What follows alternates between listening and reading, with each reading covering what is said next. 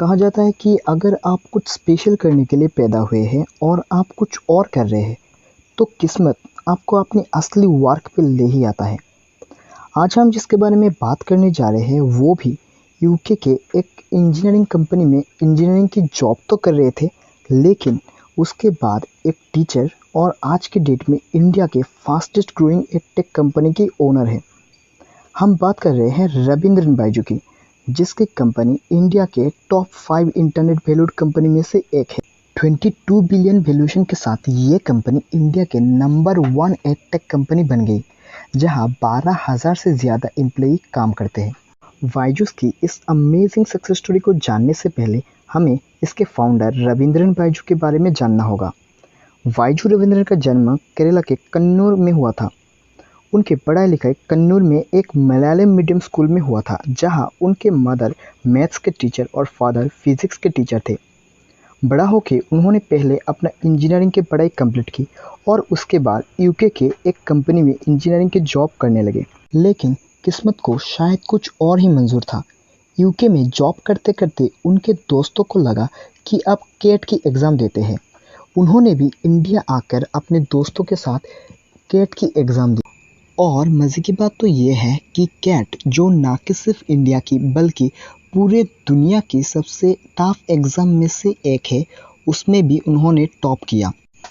उसके बाद उनको कई बड़े बड़े कंपनी से अच्छे खासे पैकेज के साथ जॉब ऑफ़र आने लगे। अब हम जैसे कॉमन लोग क्या करते, नौकरी को एक्सेप्ट कर लेते, बट उन्होंने वापस यूके जाकर अपनी इंजीनियरिंग जॉब को कंप्लीट किया।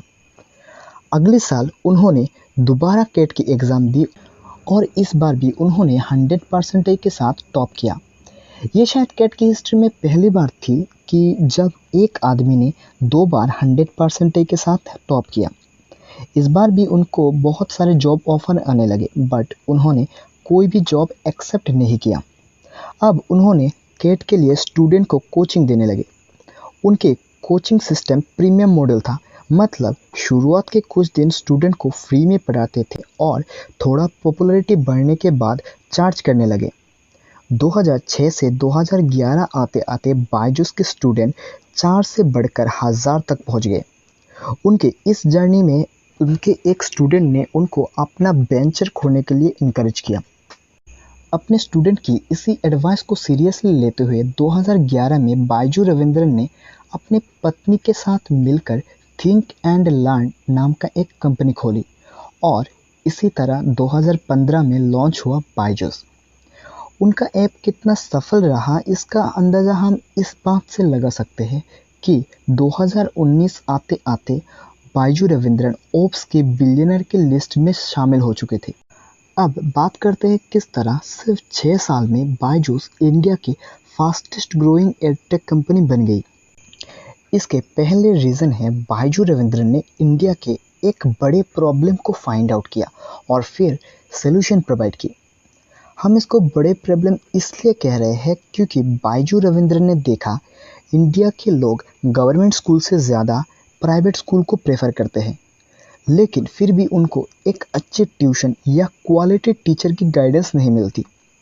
दूसरी तरफ जो स्टूडेंट नीट, IIM, IIT जैसी कॉम्पिटिटिव एग्ज़ाम की तैयारी कर रहे हैं, उनको एक अच्छी ट्यूशन लेने के लिए दूसरे शहर में शिफ्ट होना पड़ता है।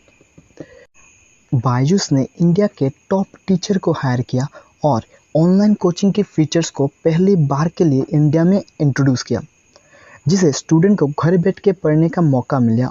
बायजूस के सक्सेस का दूसरा सबसे बड़े रीज़न है मार्केटिंग एंड एडवर्टाइजिंग। जहां एक तरफ बॉलीवुड इंडिया के सबसे बड़े और हॉलीवुड के बाद दुनिया की सबसे बड़े फिल्म इंडस्ट्री है, दूसरी ओर क्रिकेट इंडिया में सिर्फ एक खेल की तरह नहीं बल्कि त्योहार की तरह मनाया जाता है। वो क्रिकेट ही है जो पूरी इंडिया को एक साथ जोड़ती है। बायजूस ने इन दोनों इंडस्ट्री को अपनी मार्केटिंग के लिए यूज़ किया। साथ ही बॉलीवुड के बादशाह शाहरुख खान को ब्रांड एम्बेसडर बनाया। इसके लिए शाहरुख खान को कितने रुपये देने पड़ा ये तो हम पक्का नहीं बता सकते, लेकिन 2019 के एक रिपोर्ट में देखा गया बायजूस ने एडवर्टाइजिंग में 450 करोड़ रुपए खर्च किए थे। तीसरी सबसे बड़े रीज़न है इनके सफलता का, वो है रिजल्ट ओरिएंटेशन। ये बात तो सही है कि अगर आपके प्रोडक्ट एंड सर्विस में दम नहीं है तो आप लाख मार्केटिंग कर ले, आपका बिजनेस बड़ा नहीं हो पाएगा।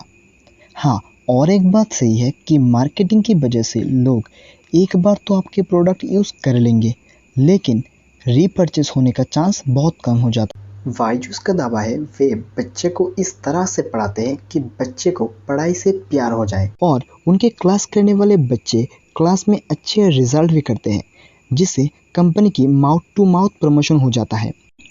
बायजूस के रोज़ाना 70,000 से ज़्यादा डाउनलोड होते हैं और 2 करोड़ से ज़्यादा लोग इसे रोज़ाना इस्तेमाल करते हैं। आज के डेट में लगभग 20 लाख स्टूडेंट उनके पेड कोर्स यूज़ करते हैं, क्योंकि Byju's NEET, entrance, IIM, IIT जैसी कम्पिटिटिव एग्ज़ाम की भी कोर्स करवाता है। अब बात करते हैं बायजूस को दिए गए फंडिंग के बारे में। हम फंडिंग के बारे में इसलिए बात कर रहे हैं क्योंकि किसी भी नए या पुराने स्टार्टअप के लिए फंडिंग बेहद ज़रूरी है, क्योंकि फंडिंग से ही कंपनी की वैल्यूएशन तय होती है। कंपनी की वैल्यूएशन कैसे तय होती है ये हम जानेंगे किसी और वीडियो में। फिलहाल हम बात करते हैं बायजूस को दिए गए फंडिंग के बारे में। बायजूस को पहली फंडिंग मिली आरएन कैपिटल से, जिसे सीरीज ए फंडिंग कहा गया।